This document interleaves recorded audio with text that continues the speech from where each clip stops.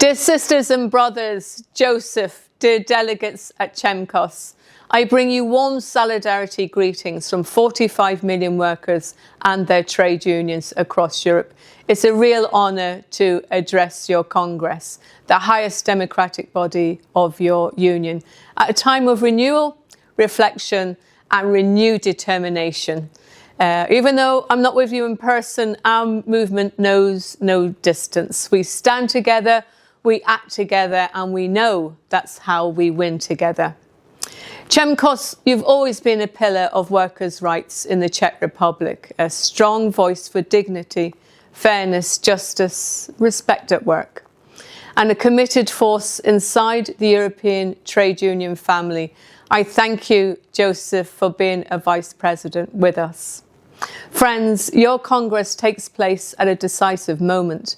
As you know, we're facing major geopolitical and economic challenges that are affecting workers and their trade unions across Europe and beyond. We're in the middle of a major cost of living crisis, due not only to the war in the Middle East, and unfortunately also from profiteering. Workers are being put under pressure. Wages are not keeping up. Housing is becoming unaffordable. Even putting food on the table, a challenge now for workers with full-time jobs. Too many workers live with that insecurity, the stress and the fear of losing their job too.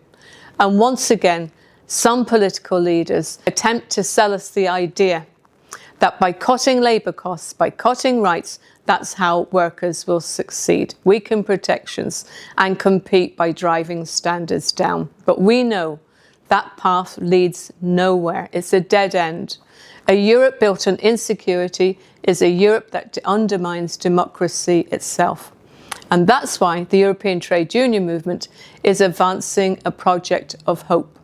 A project based on the simple principle, every job must be a quality job. Every job in every sector, every job in every region must be a quality job. Not poverty wages, but decently negotiated wages through great collective bargaining. Secure contracts, safe conditions, and a real say at work. This is our purpose in advancing the Quality Jobs Act at European level. It's a real opportunity to change the direction of Europe, to turn promises and well-meaning words into rights, and then the rights into the reality in every workplace. At its heart are clear trade union demands, strong promotion of collective bargaining, including through public procurement rules, so that European law requires public money to support good employers with collective agreements and not give the contracts to union busters. An end to abusive contracting and labour market intermediaries that exploit workers and undermine standards. A just transition with anticipation, training and negotiated change, not job losses and broken communities like we have at the moment. We want clear rules on artificial intelligence at work, so technology serves workers, not surveillance, stress and algorithmic control. We want real share of the benefits. Real protection against psychosocial risks, because mental health isn't an option. Fair rules for telework with a genuine right to disconnect, and secure jobs as the norm, not insecurity as the predominant business model.